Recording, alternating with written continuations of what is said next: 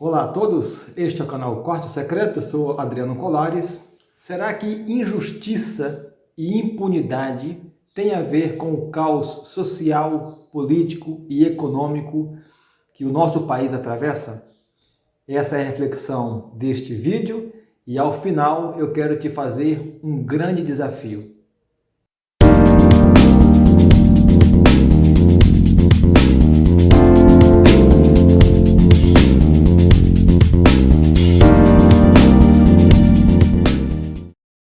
Antes de prosseguir, quero te lembrar, se você ainda não é inscrito neste canal, se inscreva, ative o sininho das notificações, compartilhe este vídeo para abençoar também a outras pessoas. E a nossa pergunta de hoje é: será que a injustiça e a impunidade têm a ver com o grande caos social, econômico, político que o Brasil atravessa? E eu gostaria então de hoje fazer uma reflexão ali no livro de Reis, no início do reinado de Salomão, quando ele recebe de seu pai, Davi, algumas instruções e que tem a ver com justiça, com retribuição pelo mal e pelo bem, e queria associar então a obediência de Salomão e a justiça com que ele governou o seu reino com o grande sucesso que ele teve, então, nos 40 anos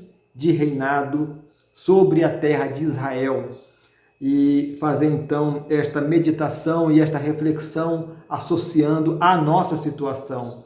Ali em 1 Reis, capítulo 2, quando Davi está passando o reinado ao seu filho Salomão, ele lhe dá alguns conselhos, e ali no capítulo 2 ele vai aconselhar sobre 3 pessoas em especial, e ele vai falar ali no verso 5 a respeito de Joabe, que era chefe do exército ali, e ele vai citar que Joabe havia vingado sangue inocente em tempos de paz.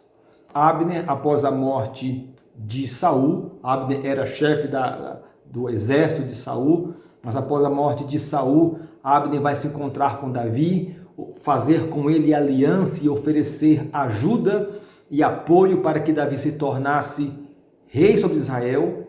E quando então Davi aceita esta aliança, e quando Abner sai da presença de Davi, Joabe, quando fica sabendo, vai atrás de Abner, monta emboscada e junto com seu irmão Abisai, mata Abner em tempo de paz. E esta foi uma vingança, porque Abner havia matado o irmão de Joabe, Azael, mas em tempo de guerra, em conflito de guerra. E agora Joabe comete esse assassinato em tempo de paz, o que pareceu mal aos olhos de Davi. E não somente o assassinato de Abner, mas também o assassinato de Amasa. E ali de novo, junto com seu irmão Abisai, vai se encontrar com Amasa, que ele deixa a sua espada cair como se fosse um acidente e pega a espada na mão. Aquilo não chama a atenção de Amasa. E quando então Joabe se aproxima e vai beijar Amasa, ele mata com a sua espada.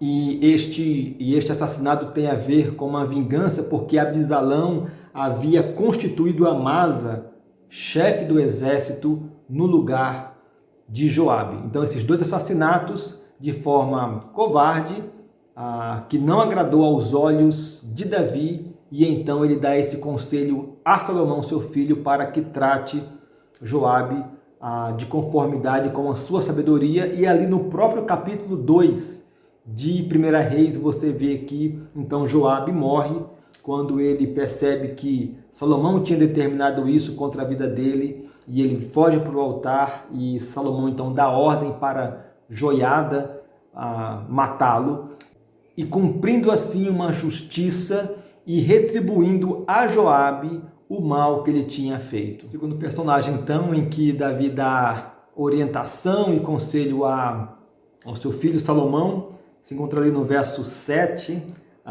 e diz respeito a Barzilai. Barzilai, que segundo Davi lhe diz: usarás de benevolência e estarão entre os que comem a tua mesa. Porque assim se houvera comigo quando eu fugia por causa de teu irmão Abisalão. E essa história você encontra também em 2 Samuel, quando Davi, conforme ele diz, estava nas suas campanhas militares ou fugindo de Abisalão. Então ali num certo momento, num certo lugar, Barzilai, que é um idoso, um homem muito rico, um homem generoso, então ali ele oferece um banquete para Davi e o seu exército que estava com fome, cansado, ali fugindo de Abisalão. E também no capítulo 19 de 2 Samuel, você vê ali também Barzilai com Davi. Você vê que Barzilai, ele sustentou Davi durante um certo tempo, usou de misericórdia, foi um apoio, um auxílio, um mantenedor financeiro ali da campanha de Davi. E por isso Davi então dá ordem ao seu filho Salomão para que tratasse os filhos de Barzilai com benevolência. Barzilai já era morto, muito possivelmente, e certamente assim Salomão age. E o terceiro homem, então, sobre o qual Davi dá conselhos a Salomão, se encontra aqui no verso 8, ele fala: eis que também contigo está Simei, filho de Gera, filho de Benjamim, que me maldisse com dura maldição. Essa história você encontra também em 2 Samuel, em que, num certo momento, Davi passando ali com as suas tropas, e este Simei se encontra com ele e vai caminhando ao lado e acompanhando Davi durante um certo trecho, amaldiçoando, jogando pedras, chamando-o de filho de Belial e lançando pragas ali sobre Davi. E Davi então apenas ouve aquelas palavras e aquela atitude contra ele, não o mata como queria os seus companheiros. E é verdade que logo depois, no capítulo 19 de 2 Samuel, Simei se encontra novamente com Davi e reconhece o seu erro, pede perdão. Então Davi, ele promete que não o mataria. Mas aqui em 1 Reis, aí no versículo 9, ele vai dizer assim: mas agora não tenhas por inculpável, pois és homem prudente e bem saberás o que lhe has de fazer. E aqui foi interessante que Salomão, então, ele não, no primeiro momento, não matou Simei, mas fez um acordo com ele, dizendo que ele então construísse sua casa em Jerusalém e que ficasse em Jerusalém e que não saísse para nenhum outro lugar, porque no dia que ele atravessasse a fronteira, os limites de Jerusalém, ele seria morto. E assim Simei acolheu esta palavra, mas 3 anos depois, 2 dos seus escravos fogem e então Simei vai atrás dos escravos e então sai de Jerusalém. Salomão fica sabendo, o chama e então o mata, então consumando assim esta retribuição sobre a vida de Simei. Então, quando nós olhamos estes atos de justiça de Salomão, de retribuição pelo bem, pelo mal, e nós vemos na sequência do seu reinado que ele teve um reinado de grande prosperidade, e nós associamos isso hoje ao nosso país e refletimos sobre o nosso país, sobre o grande grau de injustiça que acontece no nosso país e também de impunidade. Eu não preciso aqui ficar citando e relatando os tantos fatos que acontecem e que nós vemos nos jornais todos os dias, crimes comuns, crimes hediondos que são praticados todos os dias nas nossas ruas, em todos os estados e capitais do nosso país, e nós vemos que não há uma retribuição justa por conta desses crimes. Nós vemos que pessoas se sentem à vontade, despreocupadas em praticar crime, porque parece que a nossa Constituição Penal ela está tão enfraquecida, tão desacreditada, que parece que é um incentivo para que se cometa crimes.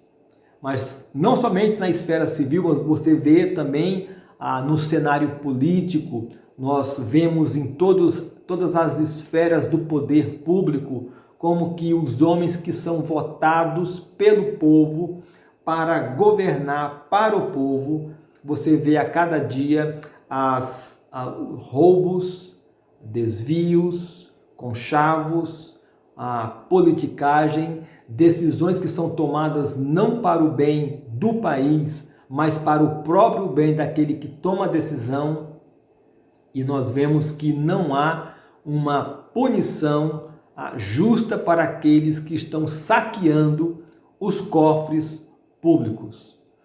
E diante de tudo isso, nós nos perguntamos se a impunidade que acontece no nosso país não tem tudo a ver com o grande índice de criminalidade que temos no nosso país, e se também o contrário é verdade, se a justiça, se a prática de justiça tem tudo a ver com a prosperidade financeira de um país, e se a prática de justiça tem tudo a ver com as bênçãos de Deus sobre o país, então, se tudo isso é verdade, nós nos perguntamos o que nós, como cristãos, podemos fazer.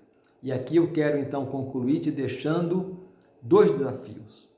O primeiro é orar pelo nosso país.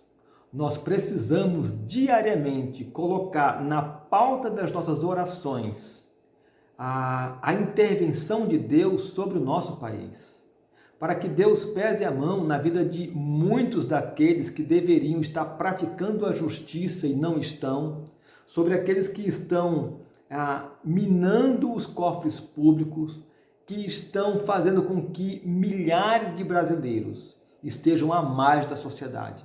Nós devemos orar para que Deus traga justiça sobre o nosso país, para que Deus faça a justiça acontecer em todas as esferas do poder público. Esta eu creio que é um dever, uma obrigação, uma missão que cada um de nós devemos acolher, assumir, de orar a Deus pelo nosso país, pela nossa nação, pelo nosso povo.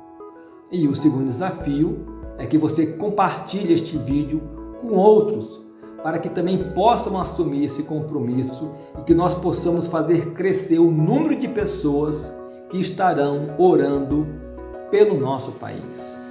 E eu quero então finalizar com um texto bastante propício para isto. Se o meu povo, que se chama pelo meu nome, se humilhar e orar e me buscar e se converter dos seus maus caminhos, então eu ouvirei dos céus, perdoarei os seus pecados e sararei a sua terra. Que nós possamos orar pelo nosso país. Que Deus abençoe. Forte abraço e até o próximo devocional.